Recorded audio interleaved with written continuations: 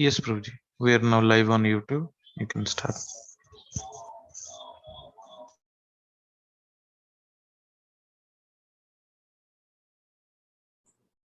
We welcome you all for this fourth session of the course on life lessons from Bhagavad Gita. We'll be doing the second and concluding part of second chapter on contents of Gita summaries. So we will just recite this remaining verses of this chapter.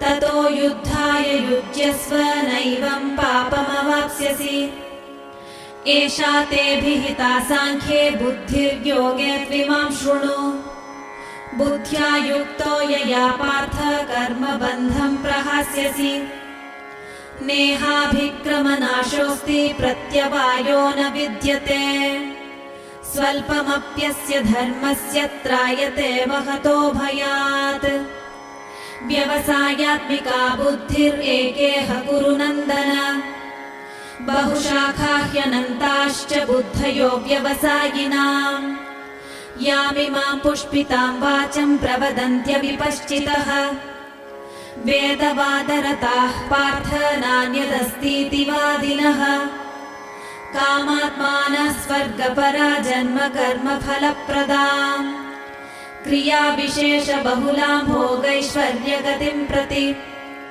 भोगैश्वर्यप्रसक्तानां तयापहृतचेतसाम् व्यवसायात्मिका बुद्धिः समाधौ न विधीयते त्रैगुण्यविषया वेदा निस्त्रैगुण्यो भवार्जुन निर्द्वन्द्वो नित्यसत्त्वस्थो निर्योगक्षेम आत्मवान् यावानर्थ उदपाने सर्वतः सम्प्लुतोदके तावान् सर्वेषु वेदेषु ब्राह्मणस्य विजानतः कर्मण्येवाधिकारस्ते मा फलेषु कदाचन मा कर्मफलहेतुर्भूर्मा ते सङ्गोऽस्त्वकर्मणि योगस्थः कुरु कर्माणि सङ्गं त्यक्त्वा धनञ्जय सिद्ध्यसिद्ध्योः समो भूत्वा समत्वं योग उच्यते दूरेण ह्यवरं कर्म बुद्धियोगात् धनञ्जय बुद्धौ शरणमन्विच्छ कृपणाः फलहेतवः बुद्धियुक्तो जहातीह उभे सुकृतदुष्कृते तस्माद्योगाय युज्यस्व योगः कर्मसु कौशलम् कर्मजं बुद्धियुक्ता हि फलं त्यक्त्वा मनीषिणः जन्मबन्धविनिर्मुक्ताः पदं गच्छन्त्यनामयम् यदा ते मोहकलिलं बुद्धिर्व्यतितरिष्यति तदा गन्तासि निर्वेदं श्रोतव्यस्य श्रुतस्य च श्रुतिविप्रतिपन्ना ते यदा स्थास्यसि निश्चला समाधावचला बुद्धिस्तदा योगमवाप्स्यसि अर्जुन उवाच स्थितप्रज्ञस्य का भाषा समाधिस्थस्य केशव स्थितधीः किं प्रभाषेत किमासीत व्रजेत किम् श्रीभगवानुवाच प्रजहाति यदा कामान् सर्वान् पार्थमनोगतान् आत्मन्येवात्मना तुष्टः स्थितप्रज्ञस्तदोच्यते दुःखेष्वनुद्विग्नमनाः सुखेषु विगतस्पृहः वीतरागभयक्रोधः स्थितधीर्मुनिरुच्यते यः सर्वत्रानभिस्नेहस्तत्तत्प्राप्य शुभाशुभम् नाभिनन्दन्ति न द्वेष्टि तस्य प्रज्ञा प्रतिष्ठिता यदा संहरते चायम् कूर्मोऽङ्गानीव सर्वशः इन्द्रियाणीन्द्रियार्थेभ्यस्तस्य प्रज्ञा प्रतिष्ठिता विषया विनिवर्तन्ते निराहारस्य देहिनः रसवर्जम् रसोऽप्यस्य परम् दृष्ट्वा निवर्तते यततो ह्यपि कौन्तेय पुरुषस्य विपश्चितः इन्द्रियाणि प्रमाथीनि हरन्ति प्रसभम् मनः तानि सर्वाणि संयम्य युक्त आसीत मत्परः वशे हि यस्येन्द्रियाणि तस्य प्रज्ञा प्रतिष्ठिता ध्यायतो विषयान् पुंसः सङ्गस्तेषूपजायते सङ्गात् सञ्जायते कामः कामात् क्रोधोऽभिजायते क्रोधात् भवति सम्मोहः सम्मोहात् स्मृतिविभ्रमः स्मृतिभ्रंशात् बुद्धिनाशो बुद्धिनाशात् प्रणश्यति रागद्वेषविमुक्तैस्तु विषयानिन्द्रियैश्चरन् आत्मवश्यैर्विधेयात्मा प्रसादमधिगच्छति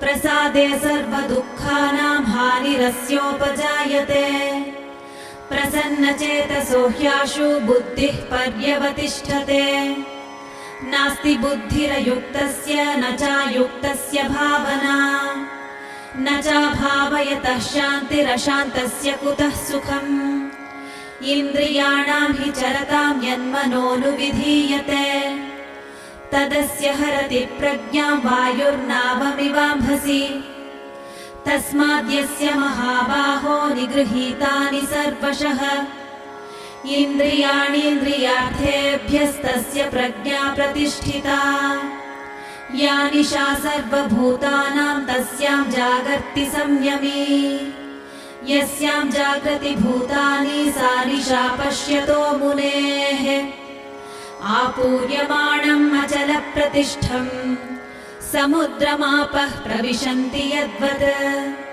तद्वत् कामायम् प्रविशन्ति सर्वे स शान्तिमाप्नोति न कामकामी विहाय कामान् यः सर्वान् पुमांश्चरति निःस्पृहः निर्ममो निरहङ्कारः स शान्तिमधिगच्छति एषा भ्रामी स्थितिः पार्थ नैनां प्राप्य विमुह्यति स्थित्वा स्यामन्तकालेऽपि ब्रह्मनिर्वाणमृच्छति ॐ तत्सदिति श्रीमद्भगवद्गीतासु उपनिषत्सु ब्रह्मविद्यायां योगशास्त्रे श्रीकृष्णार्जुनसंवादे सांख्ययोगो नाम द्वितीयोऽध्यायः।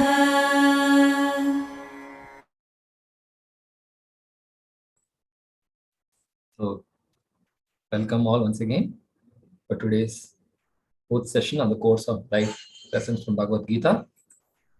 So we'll begin with the invocation.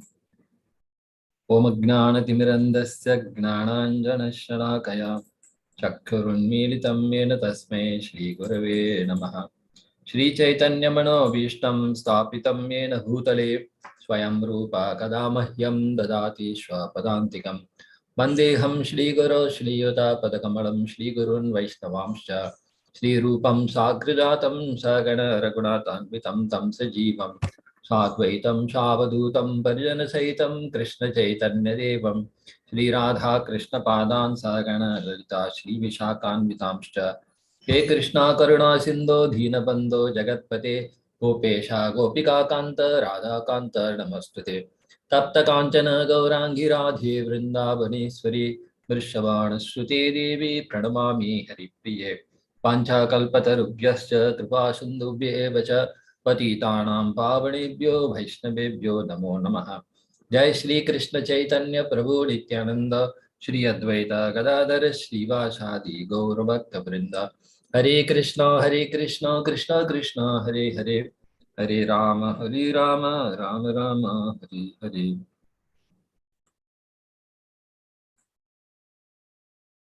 So can you see my slides, Prabhu, for this presentation?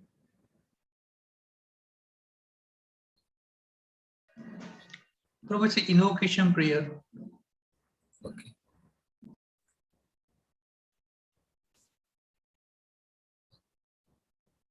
Now, Yes, Prabhu. a quick summary of what we did last week.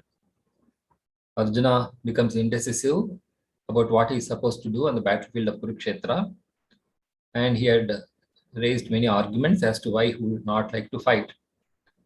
And in this chapter, the beginning, Lord Krishna actually tries to correct Arjuna by saying that his compassion is misplaced. In other words, it's not going to benefit either him or anyone. So then Arjuna further expresses more doubts as to why he would not like to fight. But as he is not able to make a decision by himself, he surrenders to Lord Krishna and requests him to instruct him as to what is best for him. So now at this point, Lord Krishna tries to explain about the Sankhya Yoga, or the difference between the body and the soul, or the temporary and the permanent. So he says, ask him to not lament unnecessarily, as everyone is existing from time immemorial. They are present now and they will be present in the future. And next he goes on to instruct about why one should tolerate the dualities, because the dualities are there in life for a purpose. Just like if you want the road to be very smooth, that helps us to drive the vehicle very fast. At the same time, if you have to stop the vehicle, we need some friction. So this is a fact of life that we need both things. Now, how we utilize those two things, that is up to our intelligence. Therefore, one has to be equanimity, and that such a person is eligible for liberation, or able to solve the problems of life. Who accepts it rather than protesting these dualities. And so then Krishna goes on to explain how the soul never dies, and how the body is perishable, and how this change of bodies is like the changing of clothes, and what are the qualities of this soul, and how birth and death are inevitable, and therefore one should not lament for the eternal soul, which is anyway indestructible. Now we come to the next section, which is on Sakama Karma Yoga, that we will be doing in this session. If you have any questions, you please put in the chat. We'll try to address them toward the end of the session. So we could cover up to this much only, the eternal qualities of the eternal soul. Basically, these material elements, we have earth, water, fire, air, and ether. They have different properties. For example, ether is responsible for sound. So therefore, Krishna says you cannot kill it by sound weapon. Or you can, next element is air. So that also soul cannot be dried by the wind. Then he talks about fire. That is the third element. So fire also cannot burn the soul. Then the next element is water. So it cannot be moistened by water, cannot dissolve it in water. So that's another property of the soul, and it cannot be destroyed by any solid which is made of earth. So because it is spiritual. So like this, he having explained all the qualities of the soul, is trying to say that one should not grieve for the body. Yes, you have to take care of the body, but you should know its limit. Just like you own a car or something, we know it has its own limits. At some point, you may have to discard it or repair it. Now, not only someone may say, I don't accept all this, because the majority of the people don't discuss Bhagavad Gita, nor do they believe in the soul. So then Krishna tries to present that argument also. Even if you think that the soul is always born and dies forever, you still have no limit to lament. So there are other types of philosophy. Some philosophies say that the soul and body are the same, and when the body dies, the soul dies. So like this, there are different belief systems that the soul and body are different. But main thing Krishna wants to say is Jatasya hi dhruvam mrityum dhruvam janma mritasya tasmat pariharyate tatvam shochitum arhasi. So this is inevitable. Inevitable means it cannot be changed. It is there for a purpose. So what is that? One who is born is sure to die. Why he is dying? Because of his own activities. Just like when you're doing a chemical reaction, you don't only not only do you get the desired product, but also the undesired product is also there, and you have to remove that portion. So likewise, when we are doing some activity, because it has some fault in it, so on one side you're creating a next body, at the same time you're causing your own death. Just like you're taking some food, that food is there to nourish the body. At the same time, that food has some properties which causes the destruction of the body. They are harmful to the body. So just like you take some medicines, but those medicines have some side effects. So therefore, Krishna says, after one who is born is sure to die, and after death, one is sure to take birth again. Why he has to take birth again? Because the soul is eternal and it needs a body. Without body, it cannot be idle. It has to function. So naturally, the body is produced. Both are unavoidable. Therefore, in doing your duty, you should not lament. So what is duty? Duty means we have to accept the given circumstances and do the best we can. So we are the soul. On the platform of the soul, what is our duty? We should perform that. And having acquired a body, we have to perform duties according to the body. But then what will happen if you avoid your duty? If you refuse to do this, then Arjuna would not be able to stop the death of his relatives. Even if you don't kill them, they will die anyway. So then one may ask why I should be responsible for the death. Because it is like saying that if I don't perform the operation, somehow the disease will get cured on its own. No. You have been given the responsibility by Krishna that if you kill them, Krishna is ensuring that they will get a superior birth. You are thinking that you are killing Bhishma and Drona.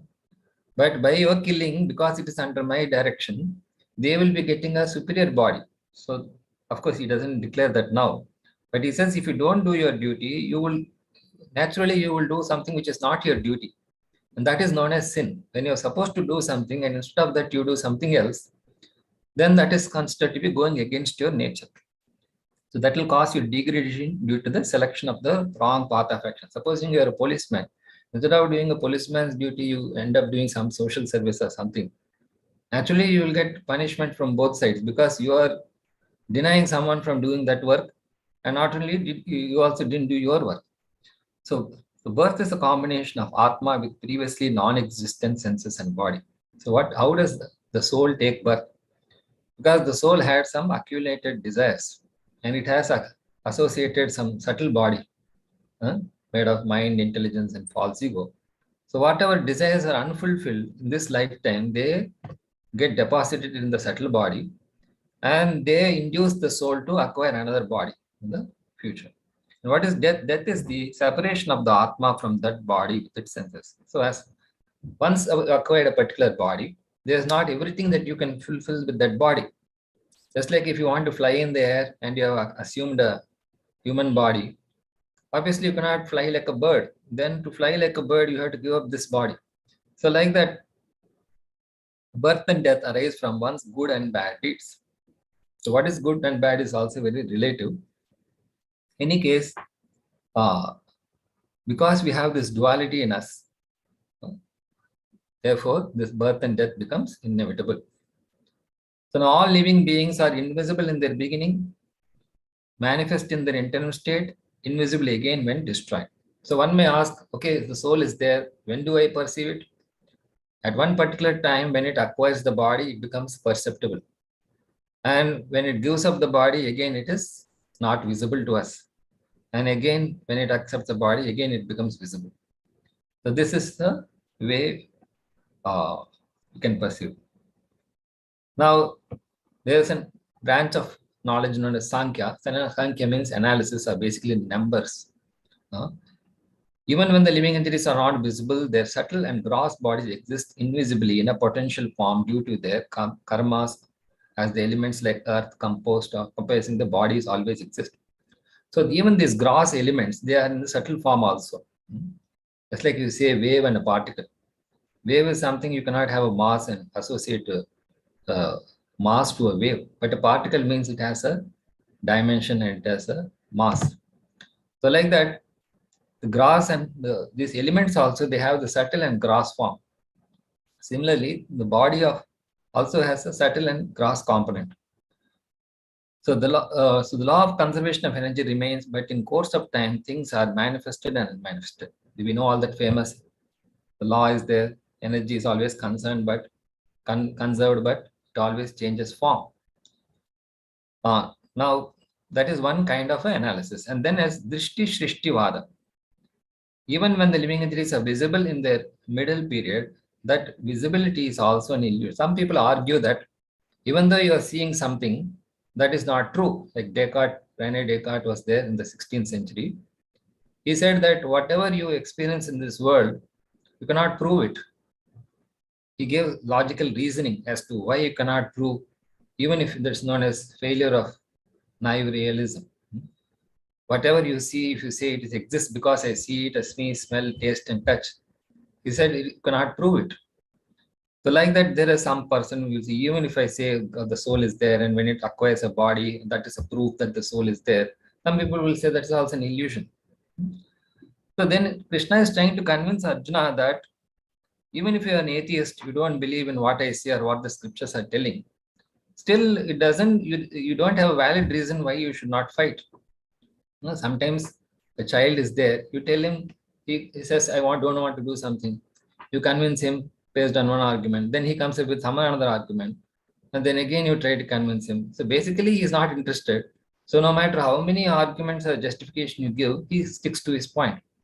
So like that, some person may argue as to why he does not want to do his duty. So Krishna, being compassionate, he wants to convince like a father. Arjuna has to, because he knows what is best for Arjuna. And now Arjuna is refusing to do what is best for him. So therefore, Krishna is trying to convince him in all possible ways. Now in conclusion, Krishna said that the soul is an amazing thing, which means even after I try to logically convince some person, at some point he should accept that yes, beyond logic cannot go beyond a point. It's just a starting point for certain things. There are many things which you cannot explain through logic. We have to accept at some point that it is inconceivable. So therefore Krishna says, some see the soul as amazing, some describe the soul as amazing, some hear of the soul as amazing, others even after hearing cannot know it. Now, so he's saying that the soul is astonishing. Though the soul is atomic, it exists and spreads throughout all the bodies of gigantic and microbic entities. What is surprising is how the soul, you are saying it is 1/10,000th part of the tip of the hair. That itself we cannot understand. Secondly, you are saying it is occupying the smallest of the smallest and biggest of the biggest. Supposing you have a huge object, we say its molecular weight is so much, so there must be so many molecules. With a small object, it should have less molecules. This is our logic. But here we are saying there's a small size soul. It is occupying the biggest of biggest bodies and smallest of smallest bodies. How we can, yet it's untouched by the bodily changes. With many such contradictory qualities, the soul is truly astonishing. So it is beyond logic. So that's what God is. And some things we have to accept without unnecessary argument. The conclusion is the soul that dwells in the body can never be killed. So ultimately what Krishna is trying to say is, if something is inconceivable, where is the question of killing such things? And a descendant of Bharata, therefore you need not lament for any living being. So far Krishna explained the science of soul. So this is known as a science. Science means it has a hypothesis, it has an observation, hypothesis and proof. But it may not be in our way of logic. There is a different set of logic for different sciences. Similarly, the soul, science of soul, Krishna tries to convince Arjuna that because his one reason for not fighting was that I will be killing. Then Krishna addresses that point. To produce readiness in this knowledge, now Krishna speaks lesser principles that promise material benefits by performing actions with personal desires, sakama karma. So another argument by Arjuna is that I'm not sure whether I will win or lose, whether I will enjoy or suffer. So now Krishna progresses to the next point. Now the following section, Krishna elaborates on initially he said that how these impurities come upon you. They will not bring you, they will cause you infamy. And Krishna had also told him that if you do your prescribed duty, And if you fail to do that, it will not lead you to, it will not help you to go to higher planets, but on the contrary, it will bring you infamy. Now Krishna tries to elaborate on that by saying that if you want to perform duty, some people have to be motivated through the result. You promise them the result, then they will do the work. So performing prescribed duty gives enjoyment. So likewise, the scriptures, they are recommending us to do some duties. Or our superiors, elders, teachers, they may say, if you do this, you will get this benefit. So what is the benefit of doing our karma or duties? It gives us enjoyment. So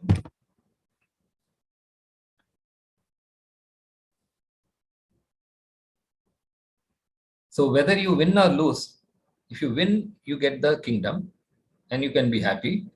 And if you die, what happens? You will go to heaven. Is it applicable to everyone who is dying in the battlefield? Particularly when you fight for a dharmic reason. Because just like if you are fighting for the country, you are given and die in the process, you are given some reward.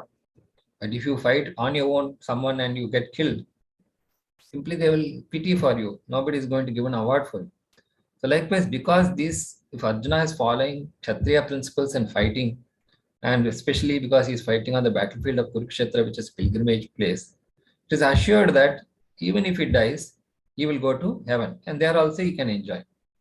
So this process called Sakama Karma or Karma Kanda, performing prescribed Vedic rituals for fruitive results. The Vedas, they give prescriptions for different kinds of people. So one prescription in the Vedas is that what action if you do, what benefit you get. What action if you don't do, what will be the negative effect. All this is very clearly said. So now Krishna is trying to motivate Arjuna by promising some results. So what is duty or Swadharma? Considering your specific duty as a Kshatriya, there is no better engagement for you than fighting. As we said, there are two types of duty. One is duty for the soul, which is common to all living entities. And another duty is based on the body you are acquired. How did you acquire that body? Because of your past desires and past activities. And having acquired that body, you have to make the best use of it. So each body is equipped for one particular purpose. For example, you may be doing the duties of an intellectual class, administrative class, business class, or the laborer class. So that is not a disqualification. What is this? Are you performing a duty according to the nature and abilities? So there is no need of hesitation or fear. Each duty that is given, it has its own good and plus and minus points. For that reason, that should not be the motivating factor, because what is good for someone may not be good for someone else. But as long as it is your specific duty, it's better to perform that. Swadharmam api chavekya na vikampetum arhasi dharmyad dhi yudachreyo nyat kshatriyasya na vidyate. So what is Krishna saying? O Partha, fortunate are the Kshatriyas to whom such religious fighting opportunities come unsought. Just like the army, navy, or air force is there.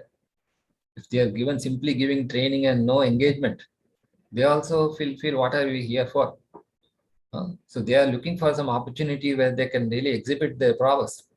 Similarly, Kshatriyas they have been given the job. When supposing I give you a job and not give any work for you, you will also feel frustrated. So like that, Kshatriyas to whom such fighting opportunities come, they are fortunate to get and opening the doors of heaven. Why? Because whether if they win the battle, they are rewarded. If they die also, the higher authorities ensure that they go to heaven. So the immortality soul described earlier doesn't recommend unnecessary violence. So now does not mean, although Krishna is encouraging Arjuna to fight, it doesn't mean all of us should go and fight. So we first have to know what is our nature, what is our ability, what are we there in this social system for, what our authorities are saying. Then if we act according to that, then that is known as prescribed duty. As a Kshatriya, Arjuna's dutiful fight was the noble cause of eliminating inimical kings is a religious violence approved by the Supreme Lord.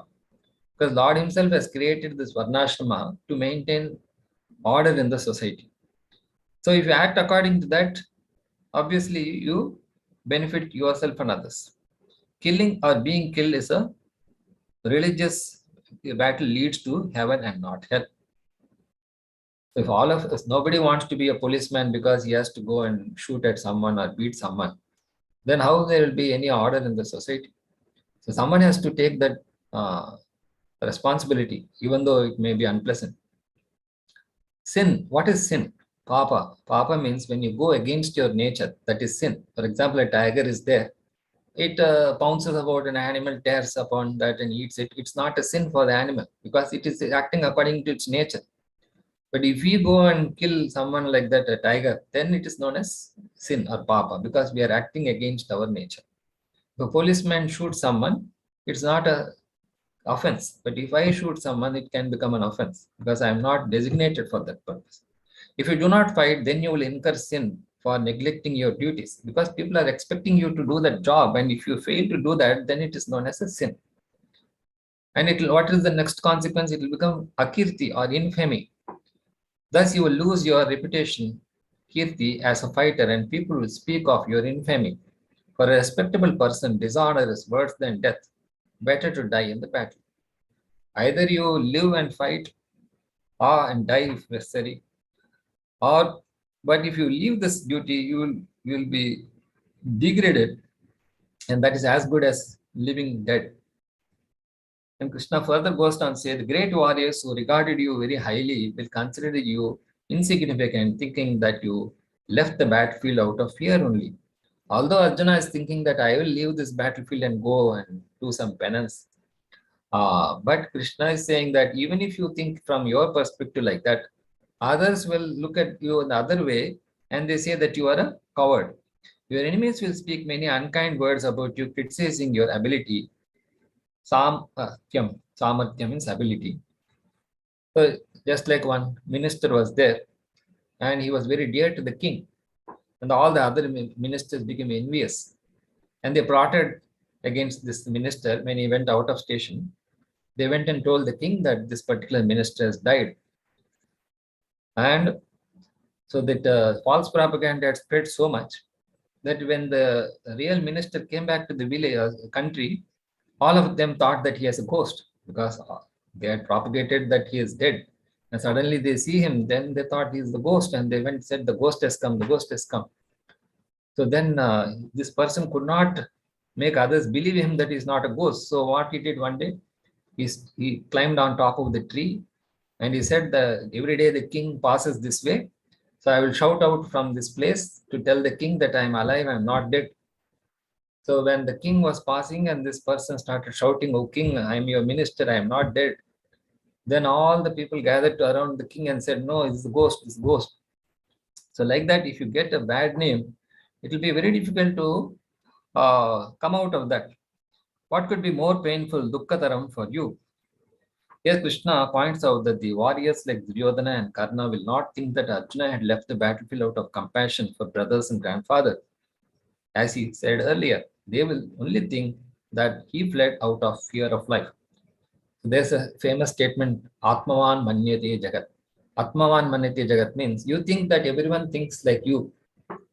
And we make our decisions like that, thinking that everyone should think like me, but that is not the way the world is. If you think in one way, people will think in many different ways. So he's thinking that they will appreciate him for giving up the fight. But Krishna says, no, they will criticize you more. But you will benefit either way. If you are killed, you will attain heaven. If you are victorious, you will enjoy the earth. So rise and fight with the determination. Krita Nishchayaha. So at this point itself, Krishna is trying to convince Arjuna that the best course of action for you is fighting. So now throughout the Bhagavad Gita, Krishna ultimately also says you fight. But here also he is saying fight. He is convincing him more and more so that he will become more determined. Same action, but with more determination. When one does something, the results are bound to come. So having described about working for material benefits, so far Krishna is trying to motivate Arjuna by promising some results. So one may say, yes, although the results are very promising, what is the guarantee that I will get the result? And if I don't get the result, all my effort is a waste. So I will become demotivated. So some people, if you ask them to appear for some competitive exam, they will say that if I write this competitive exam and don't get the result, I'll become demotivated. So better not write this exam at all. Why? Better write something else where I am sure of getting the result. So having described working for material benefits, sakama karma, now Krishna will explain working in knowledge without attachment to the results, nishkama karma yoga. Now, it's not that all the time you do the work and you will get the result that is promised. Although under ideal conditions, you are bound to get the result, but there are four factors besides you, which are responsible for the result. And all the time you cannot claim that I worked hard and therefore the result should come the way I want. So therefore Krishna says Buddhi Yoga and Nishkama Karma Yoga, how to act intelligently or smartly. So detached work without reactions. So how is that possible? Obviously, if you do some work, there is going to be some result. How you can say there will be no, how can you say that I will be detached? What does detachment mean? You should know how to utilize things properly. That is detachment. If you become frustrated and start frowning about something, you are only harming yourself. So now in this section, Arjuna wanted to avoid war due to fear of sinful reactions. Krishna already told him that it is by avoiding one's duty of fighting one will incur sin. Now in this section, Krishna will explain how one can avoid all reactions by performing one's duty with the detachment from the results. Now Arjuna is thinking that if I do this, this will be the result. And I want to avoid that kind of result by avoiding the work. That is a mistake as far as Lord Krishna is concerned. It's not that there are better ways to perform an action. Just like you're doing some reaction and you're getting some byproduct which is not wanted.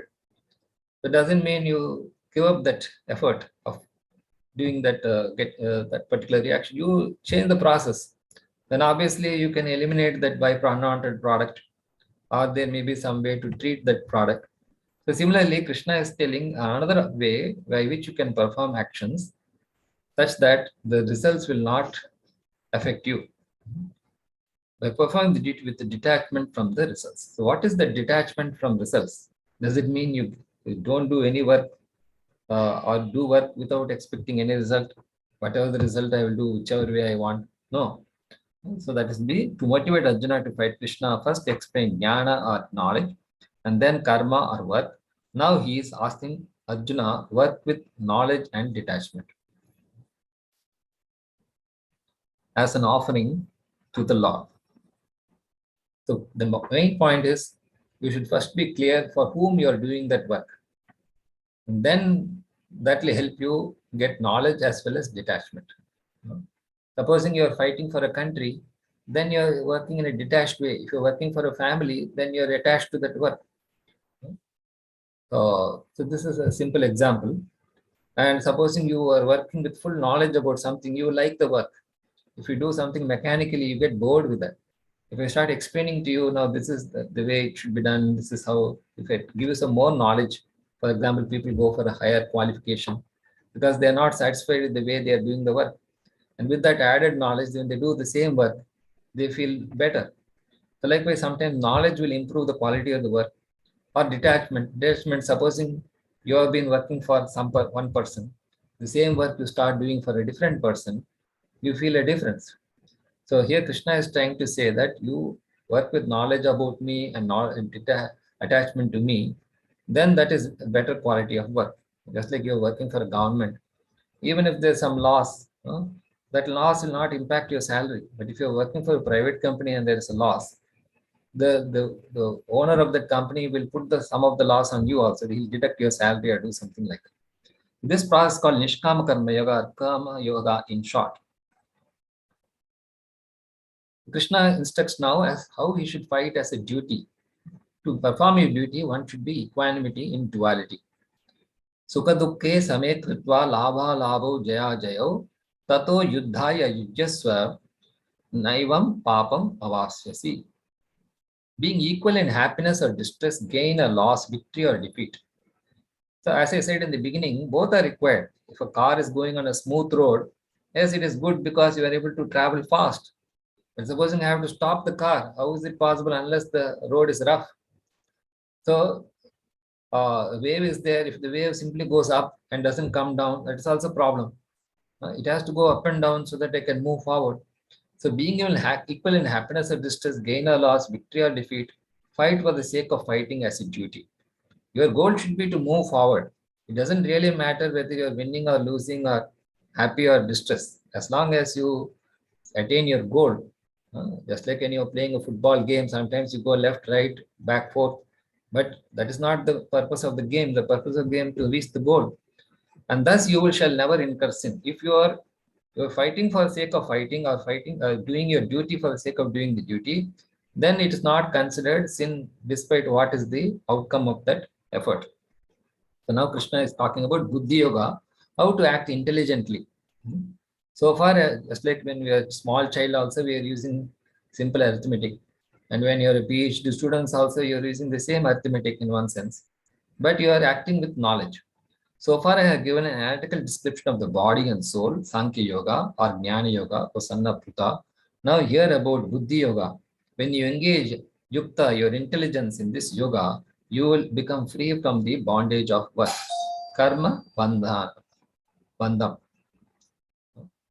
So because the senses are superior to dull matter, mind is superior to the senses, intelligence superior to the mind, and ego is superior to the intelligence, and consciousness is superior to the ego. So now Krishna is trying to say how by engaging your intelligence also, you can improve the quality of the work.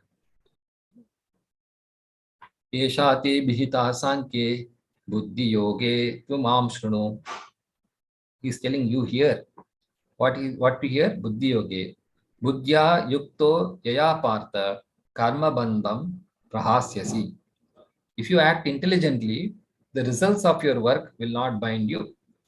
What does it mean? Even if you get failure, if you are intelligent, you can turn that failure also into your favor. We have seen that many times. You see so many sports we are seeing. It looks almost that person is going to lose the game, and he suddenly comes out victorious. So that shows his intelligence. The Acharyas have explained that in the section Buddhi Yoga indicates both Karma Yoga and Bhakti Yoga. So how is that intelligence coming from? The intelligence has to come from the soul. Right now our intelligence is coming from the senses and dull matter. We are doing so much research, but we are dealing with dull matter and our imperfect senses. But the same intelligence, when it comes from the soul and the Supreme Lord through devotion, that is more effective. Then you will be able to do your work better and you also acquire knowledge. The word Buddhi Yoga indicates exclusively Bhakti Yoga or devotional service. In the later chapters, we will see the same Buddhi Yoga is used, but there it refers to Bhakti Yoga directly, whereas here Krishna is talking about Nishkama Karma Yoga. What is the benefit of acting intelligently? No neha vikrama nashosti pratyabhayo na vidyate swalpam apyasya dharmasya trayate mahato bhayat. Neha abhikrama nashosti. Abhikrama means loss or diminution. Nasho means loss. Pratyavayo na vidyate. In this endeavor, there is no loss or diminution, no destruction or decrease. What is the no loss, no decrease? That is the knowledge. If you act like this, the knowledge, even if you are failing, you will learn something through that failure.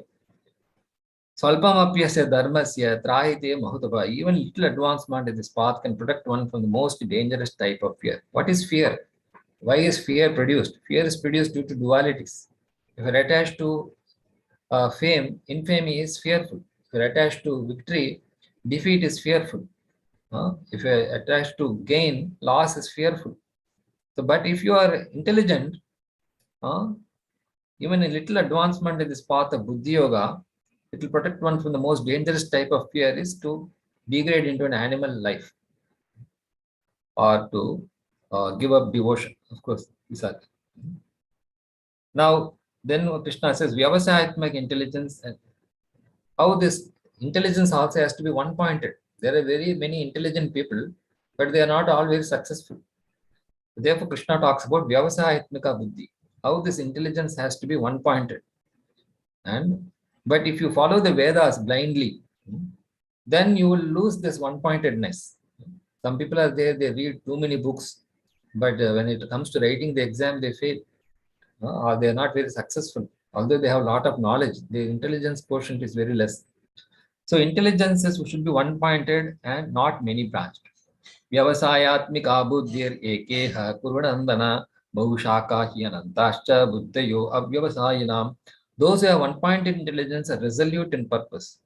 The other day, one person asked whether we should have a backup plan along with the main plan. So here Krishna is saying, those who have one-point intelligence are resolute in purpose and their aim is one. So beloved child of Kurus. Again and again, Krishna is trying to encourage Arjuna by saying that you are very dear to me. The intelligence of those who are irresolute is many branched of action and unlimited desires. Once you fail to perform your prescribed duty, you will get many alternatives. Someone will say, you again do this. The third person will say, why don't you do this? And like that, you'll keep on speculating whether this or that or this or that. And ultimately, nothing gets done. And simply you keep on dreaming. You're making so many plans. This will happen, that will happen. Nothing happens. Because you have missed the point that from the main goal. Now, added to this, people justify their actions by quoting scriptures. The unintelligent followers of the Vedas, Veda Vadarata, are attached to the flowery words Pushpitam Vacham of the Vedas. Just like some people, if you tell them to do something, they will say some other reason. And again you try to convince him, again and again he tries to talk intelligently. So therefore, these Vedas sometimes they have very flowery words. They will tell you do this, you do this, you do this. If you don't do this, this will happen. So which recommend various fruitive actions for elevation to heaven, good birth, power, and so forth. Suppose you go and consult an astrologer. He will say, if you do this puja, this problem will solve. If you do this puja, you will get this benefit. Then you keep on consulting many astrologers, and all of them are consulting the horoscope only. And this way you get misled. So like that, if you go to the medical shop, all the medicines will say this medicine is this good for this tonic is good for this. So you cannot take all the tonics and medicines and consume. Obviously, you have to be guided properly. So being desirous of sense enjoyment, bhoga, and material opulence, aishwaryam, they say that there's nothing more than this. So they are simply satisfied with the speculative knowledge without using the intelligence. They blindly follow these different recommendations. When one is attached to bhoga and aishwarya, bhoga means I want to enjoy, and for that enjoyment, whatever is required, I will try to get. He cannot have one point in intelligence. If you go in 10 directions, you are not going to go anywhere. So people argue that if I become a devotee, what about this? What about that? What about this? So finally, they convince themselves that I'm not going to do any devotion. It's not for me right now. I will do it when time comes. So therefore, Krishna is telling straight away here, if you go like that, you will end up nowhere. Obstacles. So then what are the obstacles for this one point in intelligence? Bhogeshwarya prasaktanam taya apahrita chetasam. Apahrita chetasam. That word has to be noted. Vyavasayatmika buddhi samadhona vidiyate. For those who are too attached to sense enjoyment and material opulence. What is sense enjoyment? The senses are there, they have to be satisfied. But there is a way to satisfy the senses. Supposing a plant is there, you have to nourish the leaves and the fruits and flowers. But if you put too much water on them, they will die. Instead, if you put water in the root of the tree, little quantity, that is sufficient to keep the plant healthy. So sense gratification means you excessively try to satisfy the senses by eating too much, seeing so much, smelling, tasting, and touching. Then it becomes sense enjoyment. And to satisfy that sense enjoyment, you endeavor too much. You have to spend so much to satisfy your seeing, smelling, tasting, touching. And that is those who are attached to sense enjoyment and material opulence and are bewildered by them. So once you have too many options, you get confused. Their consciousness being stolen by lust and greed. So why are they doing this? They want to enjoy something which they cannot enjoy. And for that, desperately, they gather something out of greed. They know very well they cannot be happy with that. But still, they try to accumulate. That is known as greed. Resolute or one-pointed intelligence, determination for yoga and fixed mind do not take place. Neither the intelligence is fixed nor their mind is steady. So that's what the cause for that is sense enjoyment and material opulence. What is problem with material opulence? Opulence which you cannot retain for a long time. You build a very big house, but you are not staying in that house. So what's the point? So rise above Vedic Karma Kanda. The Vedas are also for a benefit, and if you don't utilize them properly, they can also mislead you and cause harm to you. Just a knife is there. If you use it properly, it will help you. If you misuse it, it can harm you. So Krishna is warning him. Taigunya Vishaya Veda Nistrei Gunyobhavarjuna Yadvandvo Nitya Sattvasto Nidyoga Kshema Atmavan. The subject of the Vedas is mainly the three modes. One aspect of the Vedas, predominantly the Vedas are telling how to live peacefully in this world. But that is not enough. You have to go beyond this peaceful existence. So the three modes, just you're manipulating the three modes and trying to be happy, but that will not give you lasting happiness. So Arjuna become transcendental to three because our nature is transcendental. We cannot get a happiness with the three modes. Just like the child wants to play, but how much he will enjoy by playing? He has to stop that playing. Similarly, with these three modes also we are getting some happiness, but that is temporary. So only we can get happiness when we start acting on the platform of the soul. So Vedas are giving that direction also, and if you avoid that and only stick to some portion of the Vedas, be free from all dualities in a pure spiritual state. So these three modes, they produce duality. Just like you mix yellow, blue, and red, you get black or white.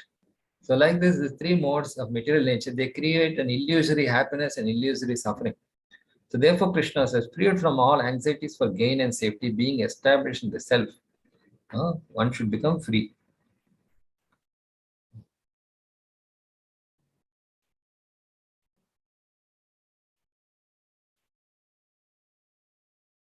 So knowing the purpose of the, how do we understand what is the purpose of the Veda?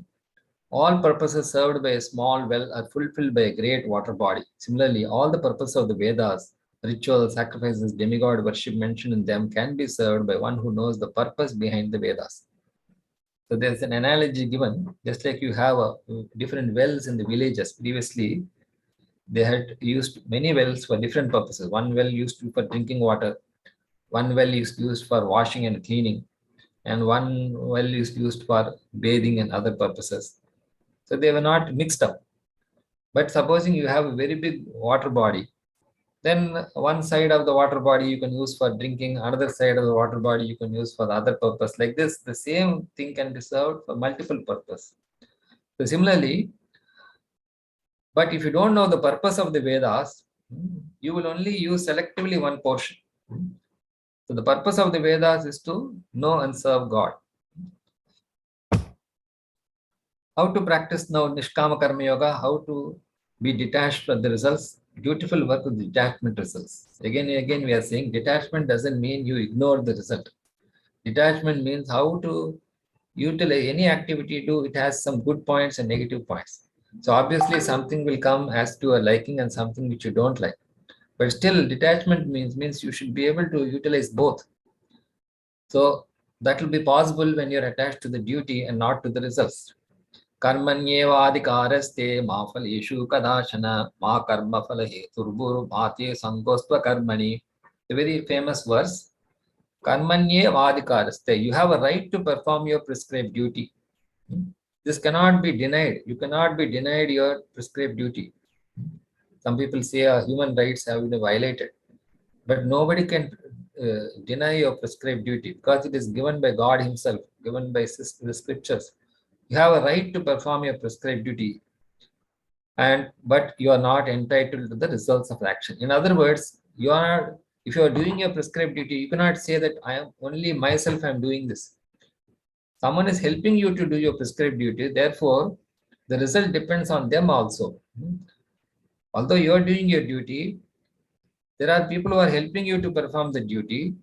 So therefore the result will not only depend on you, but it also depends on others who are in that cooperating with you. So never consider yourself the cause of the results of your activities by desiring the results. So obviously you cannot dictate. Supposing you're writing the exam, and you say, I myself will correct the examination paper and I myself will give the ranking. That is not possible. You are writing the exam, someone else will correct the paper, someone else will grade you or whatever. So never be attached to not. At the same time, we cannot say, okay, I did my work, I didn't get the result, so better I will not do my work. So never be attached to not doing your duty by thinking that the results are not yours anyway, or by fearing that the results cause bondage. There are two people who try to avoid the work. One person says that I will not do my work because I didn't get the result I wanted. Or another person will argue that I did my work, I know I will get the result, but what is the use of the result? Uh, so just like in some countries, they produce so much grain, they don't want to give to the poor countries, they simply dump it in the ocean. So like that, that is Krishna is warning that you should not do both. So as for karma, this word karma comes or action. It also means reaction. So the prescribed activities enjoined as per one's nature. So what is again comes the prescribed duty. They are enjoined as per one's nature. It's like a prescription. What are the prescriptions? What does the scriptures tell us to do? Three kinds of actions. One is nitya karma, which has to be done daily. For example, you have to take a bath daily or something like that. There are some things you have to do daily. Whether you may be prime minister or an ordinary poor man, you have to do some nitya karmas. Or they may be auspicious, inauspicious. For example, someone is born in your family, you have to celebrate that. Someone dies in the family, you have to mourn that. So these are nitya karmas. Then there are kamya karmas, which means desired activity. Supposing you want a son, you have to do something. You want to get married, you have to do something. So you want to get a job or promotion, you want to do, then you have to do some particular activity. That is known as kamya karma. And then naimittika karma, emergency duties. Just like now Arjuna is doing a naimittika duty. That is, he has to fight against his elders. It's an emergency. But there is another category known as vikarma, capricious action or action without the sanction of authority. You are authorized to do the first three, but under no condition you are authorized to do this capricious or whimsical action. And there is inactivity. The third category is inaction, akarma. Of course, Krishna talks about akarma later, but that's a different thing. Not performing one's prescribed duties. Arjuna is not fighting another side of attachment which doesn't lead to liberation. So, just like if you don't do your duty, you become attached to something else. Supposing a child doesn't want to go to school, what he will do will simply play. That's also one kind of an attachment. Any attachment, positive or negative, is cause for bondage. Some people become a terrorist. Why? Because they are not interested in the regular work. So then they decide at some point that I will do this only. So vikarma and akarma are sinful. So fighting as a matter of duty was the only auspicious path of liberation. Krishna is telling neither you go to this extreme nor that extreme. So now how can we perform this duty? Yoga is equanimity.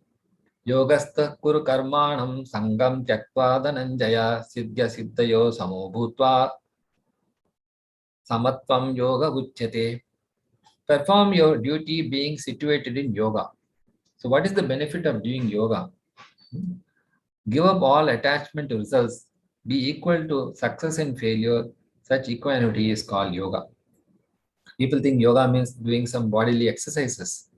Yoga means performing your duty and without attachment to the results. In other words, whatever be the result, you will try to, your priority is more to doing the duty, not the result.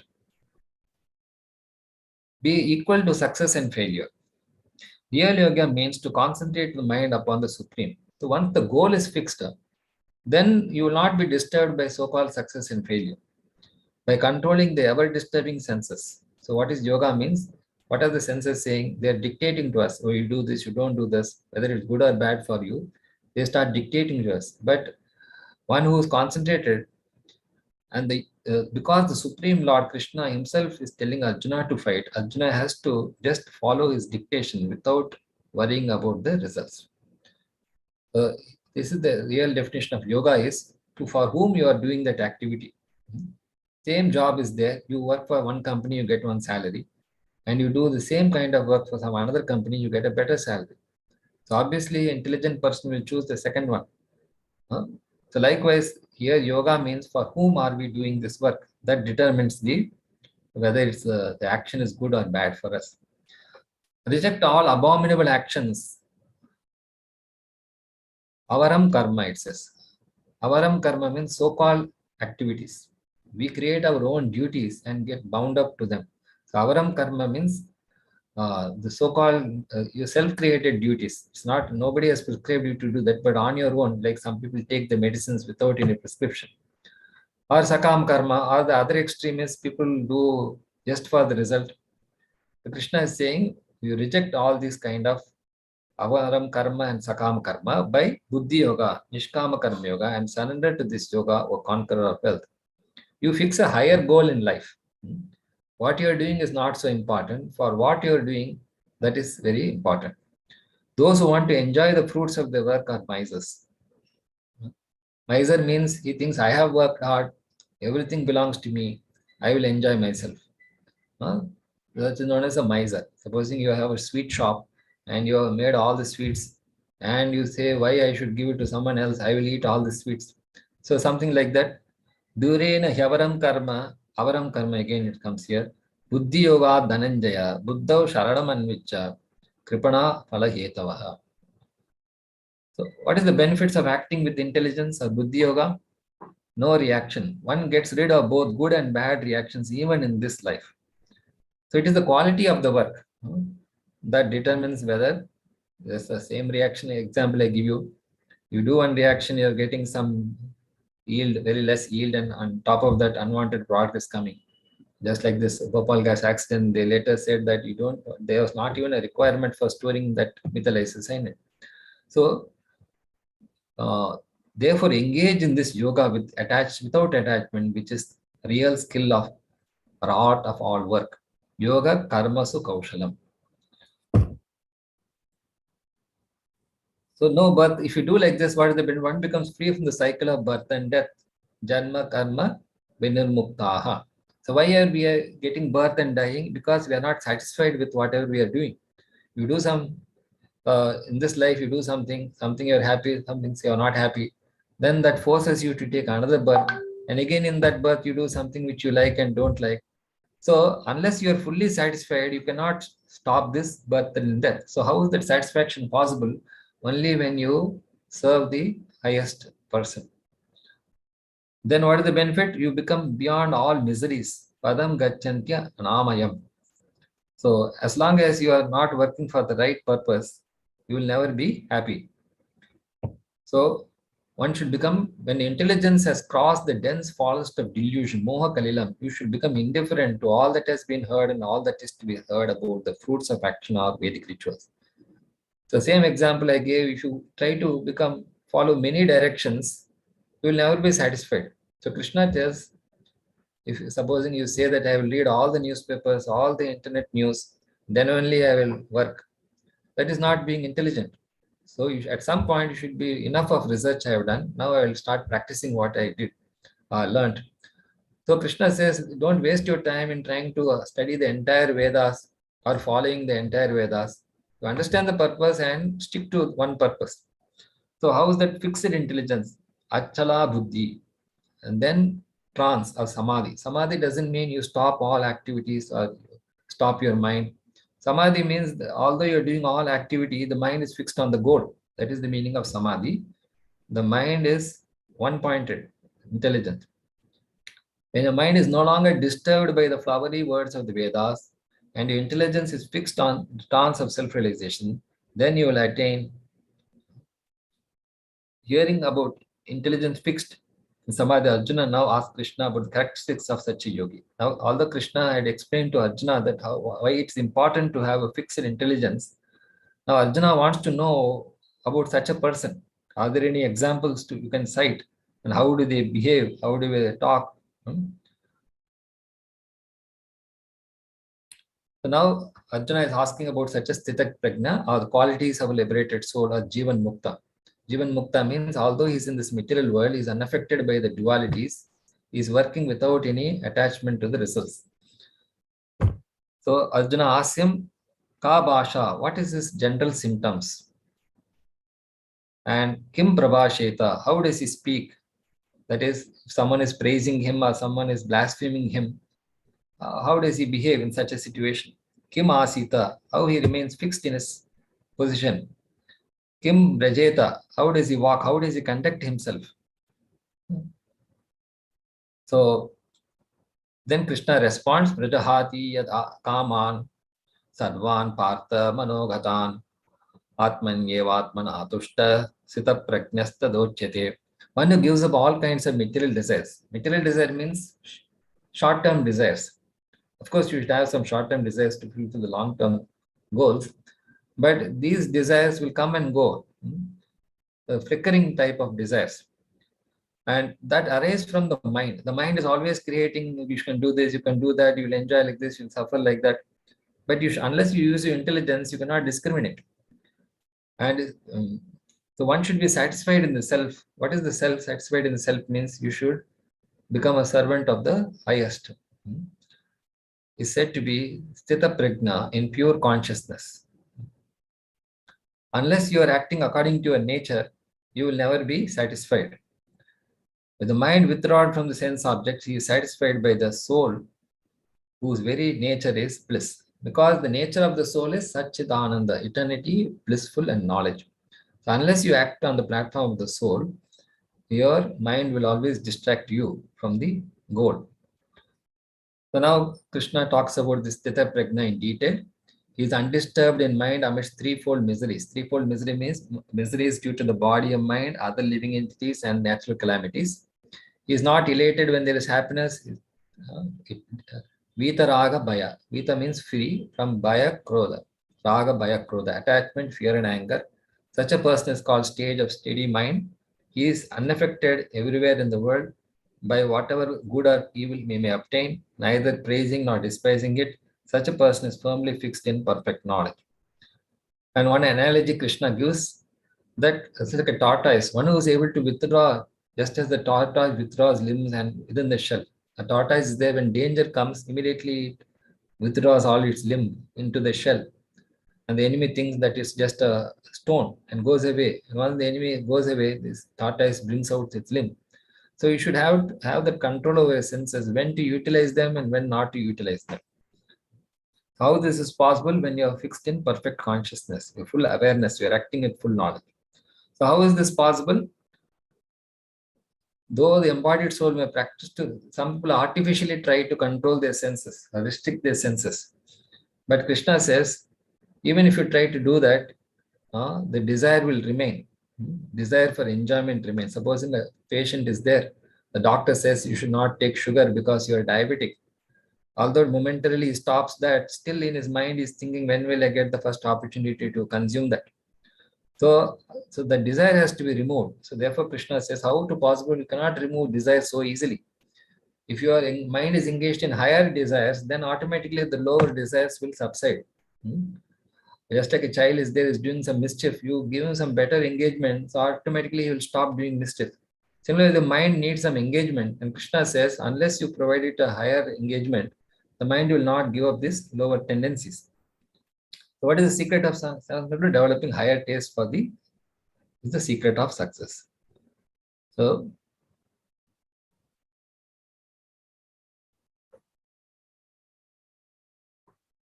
then Krishna says, even such a sthita prajna or self is very rare. Although endeavoring to control senses, even the man of discrimination, the senses are so strong and impetuous that they forcefully carry away his mind. Now Krishna is warning Arjuna that this is not so easy. You have to be more focused to achieve this result, because even the most intelligent person may make the biggest blunder. We have seen that many times. So how is that possible? Tani sarvani samyamya.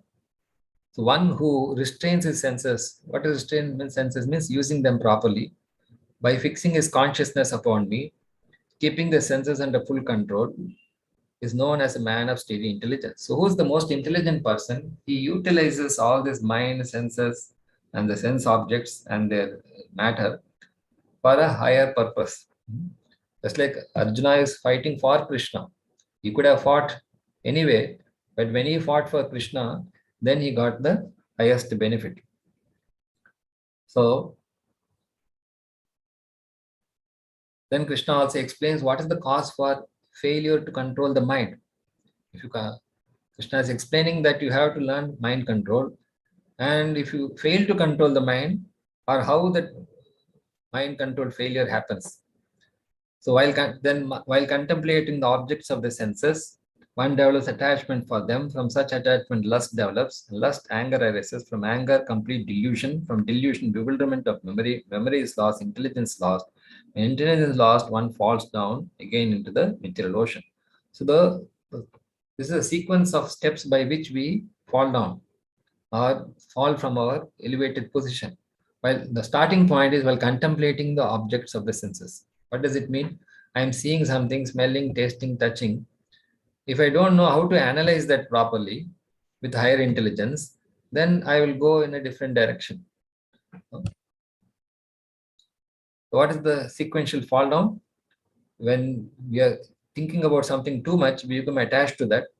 And when we lose that, we become angry. And when we become angry, we lose our discrimination. And once we lose our discrimination, our memory is no longer effective. And when we lose our memory, then we are not intelligent. And once we lose our intelligence, we are not able to perform properly. So this Krishna is explaining. Now, so therefore, we need to be positively engaged. So what is the positive way of engaging? One who is free from attachment and aversion and engages senses in the sense objects with a controlled mind or regulative principles of freedom attains peace or mercy of the Lord. So in other words, this mind, intelligence, and senses have to be properly engaged to prevent this degradation. Supposing you buy something, you have to consume it in a certain time. If you just keep it like that, it will get spoiled and you have to throw it away. So, prasade sarvaduk. So what is the benefit of doing like this? By attaining the Lord's mercy, or when you're doing your work with an intention to satisfy some higher person, you will attain peace. All of one's distresses are destroyed in such satisfied consciousness. One's intelligence is soon well established. Your intelligence will improve more and more. Supposing you are working for a very good company, very short time you grow up in your experience and knowledge. So when Krishna wants, without connecting with the Supreme, if you don't set a such goal, one who is not connected with the Supreme can have neither fixed intelligence nor steady mind. Without steady mind, there is no peace. Without peace, how can there be any happiness? So Krishna is saying the pros and cons of not controlling the mind, senses, and the intelligence. And further, he goes on to say, agitated senses carry away the intelligence. You have to do a thorough work from the bottom to the topmost. Even one of the roaming senses, just like a big boat is there, one small hole is sufficient to sink the whole ship. So even one of the roaming senses on which the mind focuses can carry away one's intelligence, just as a strong wind sweeps away a boat on the water. So how important it is to control the senses, and the only way to control the senses is to engage the consciousness, because it is superior to all this intelligence, mind, and the senses. So therefore, Krishna talks about steady intelligence. And so now once you come to this path, there will be a majority of the people in going in the other direction. What is night for all beings is the time of awakening for the self-control. What the time of awakening for all beings is the night for the introspective sage. Just like if you're preparing for a very competitive exam, all your friends will be trying to enjoy. Then if you say, I will also enjoy like them, obviously you lose. And they are not interested in what you're doing, and you cannot be interested in what they're doing. Obviously, when you're going on this path, you cannot expect everyone to be following the same path. They will go one direction, you have to be determined to go on this direction. So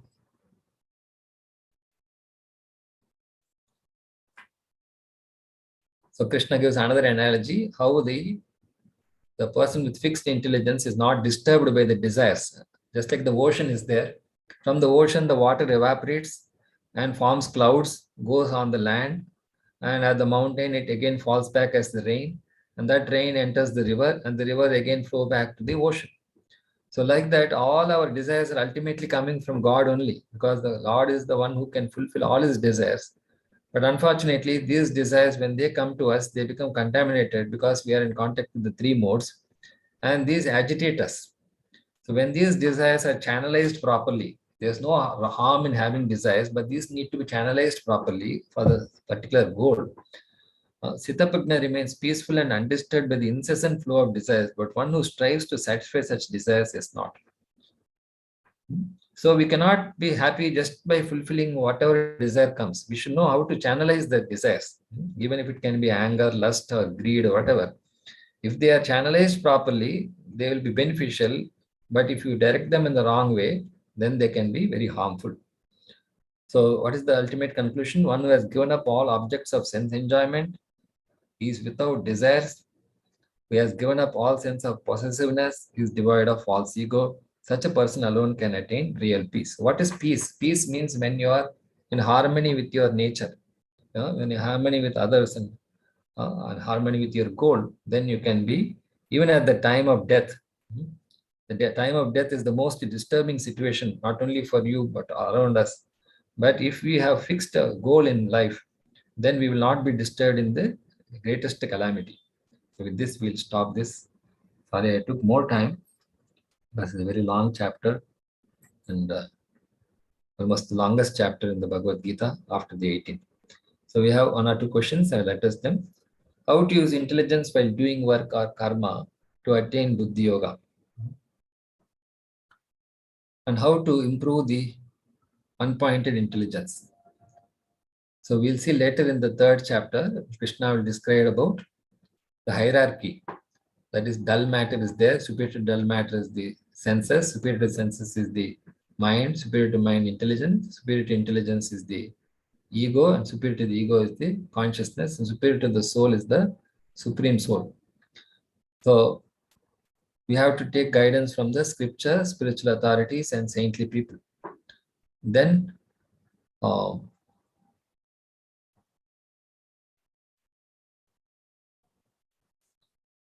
one-pointed intelligence, if you develop higher taste.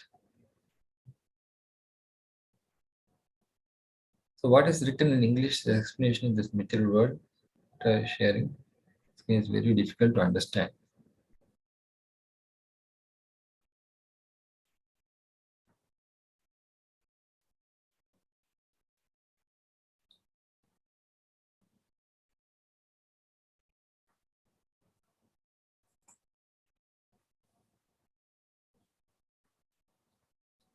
Yeah, first we have this book, Bhagavad Gita as it is. We have shared it to all the registered participants through email, or you can get it on the vedabase.com. And then based on this, these slides have been made. So for example, this chapter, maybe 100 pages chapter, we have presented it in these slides.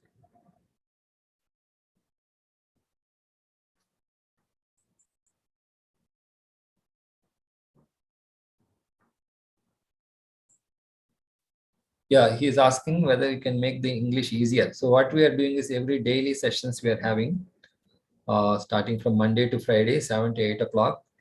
You can attend them. There it will be more simplified. So the challenge is that we have so many verses to be covered, and within 1 hour. So we are just creating an interest for this. Obviously, I cannot tell everything in this class, neither you can understand everything in this one hour session. But still, just giving a glimpse of the Bhagavad Gita to motivate you to, at least whatever little you understand, that is starting point. And then gradually you can improve on that. We welcome you to attend the daily sessions where you get more time. Even if you have any doubts, you can address them at that point.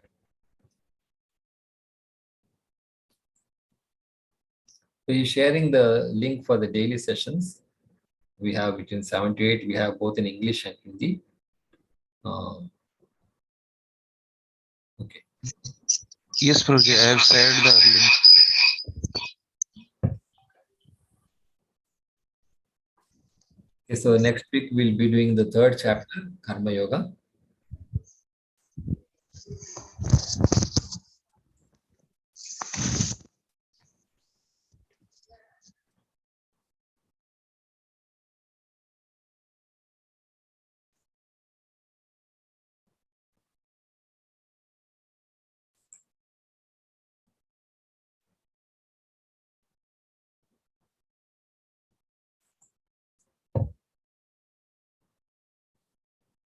Okay, we'll meet again next week. Thank you very much. Hare Krishna. Panchakalpatarvyascha Tripasundubhya Vachadapati Tanam Pavane Vyu Vaishnavi.